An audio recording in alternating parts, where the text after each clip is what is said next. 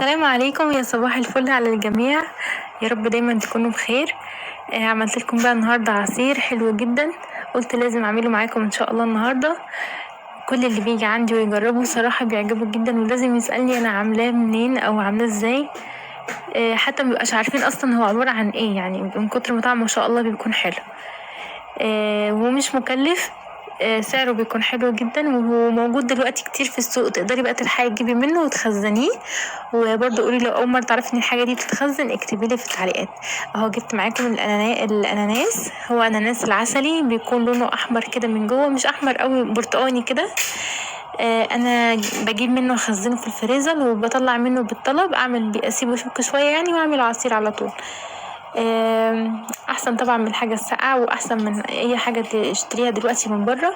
انا بجيبه كده زي ما هو بيتباع بالكيلو الواحده، يعني الواحده تشوفي بقى، هي ممكن تبقى الواحده 2 كيلو مثلا. ببتدي ان انا اقطعه واشيله كده في اكياس في الفريزر. انا جبته غسلته الاول قبل اي حاجه، اطلع بس منه البذر اللي بيكون جوه ده. في ناس بتحمص البذر ده وتعمله لب، لكن انا مش بحب اعمله صراحه. هنضف برضو التانية. عملت كده كل اللي معايا، قطعتهم اتخلصت يعني من البذر بتاعهم. ما بياخدش حاجه خالص في التخزين، وبتعملي لو كميه قد كده ما شاء الله بيتقطع على طول، وبيكون سهل معاكي. اهو انا كده خلاص ابتديت اقطع فيه، وما شاء الله بيعمل معاكي كميه كبيره يعني. بيكون حلو جدا ومغذي للاطفال، وكمان بيكون حلو قوي في الحر اللي احنا فيه ده. بتعمليه كده وتحطيه في الخلاط، ما بياخدش معاكي 10 دقايق ولا 5 دقايق كمان، وتكوني مخلصاه. انا كل الكميه اللي عندي بقطعها بنفس الطريقه كده مكعبات، عشان يعني لما اجي اضربها بعد كده ان شاء الله ما اطلعها من الفريزر تكون سهله عليا، مش هقعد بقى لسه اخرط واعمل وكمان هو بيبقى ليه وقت يعني، ومش بيبقى موجود في السوق، وبصراحه بيبقى طعمه حلو جدا، فعشان كده انا بخزنه. انتي ممكن تعمليه كده وتحطيه يعني في التلاجة من تحت، الاولاد يطلعوا منه يشربوا على طول. لكن هو مشكلته بس ان هو بيرسب تحت، يعني عايز يتضرب كده على طول اول باول، بحيث انه ما يرسبش معاكي. او ممكن تعمليه عادي وتحطيه في ازايز وتحطيه في التلاجة. كل يوم اول ما تصحي يعني من النوم تعمليه وتحطيه في التلاجة، بس مجرد ما حد يحب يشرب منه يروح راجل بس الازازة كده رجتين، ويحط في الكوباية ويشرب على طول، بيكون طعمه حلو جدا، ويبقى زي بالظبط زي ما تكون لسه ضرباه دلوقتي حالا في الخلاط وبتشربي منه. انا بقى زي ما حضراتكم شايفين هقطع كده كل الكمية اللي معايا اهي كده خلاص. انا مش عاملة غير دول بس المرة دي، مع حاجات بسيطة يعني. كل مرة بعمل شوية واحطهم كده في الديب، يعني مش بقف واعملهم مرة واحدة عشان ما احسش ان انا تعبت نفسي في حاجة.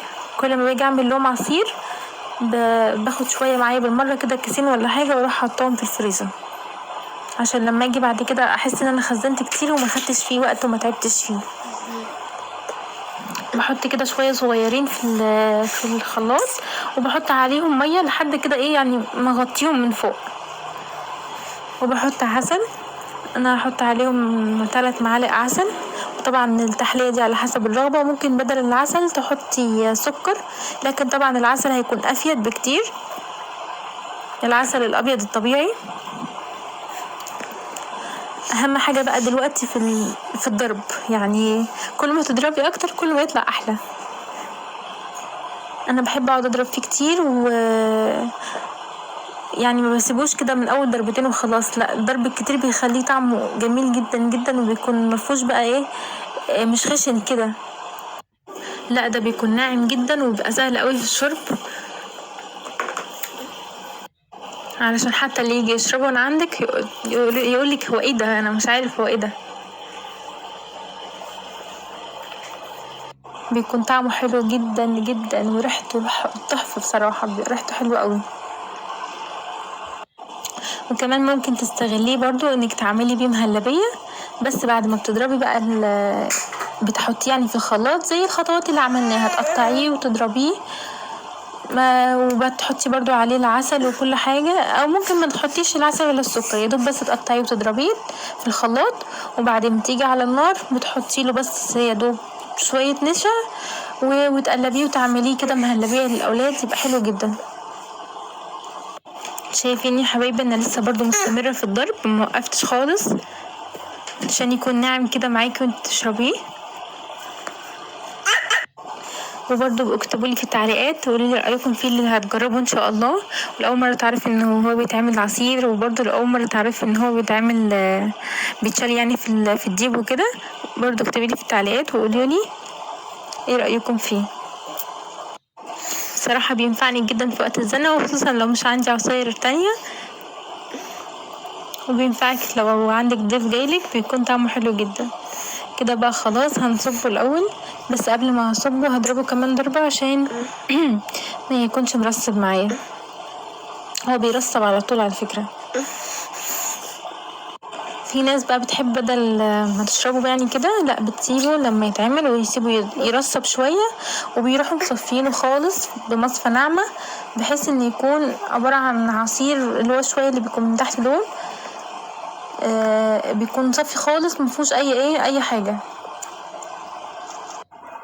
بس الافيد ان هو يتشرب كده صراحة، عشان بيكون فيه الياف مفيدة جدا للمعدة، هو اصلا مفيد جدا. يعني لو دخلتوا على الجوجل وكتبتوا عن الشمام الاحمر بيجيبلك فوائد كتير جدا ليه، مفيد للكبار والصغار وكل حاجة.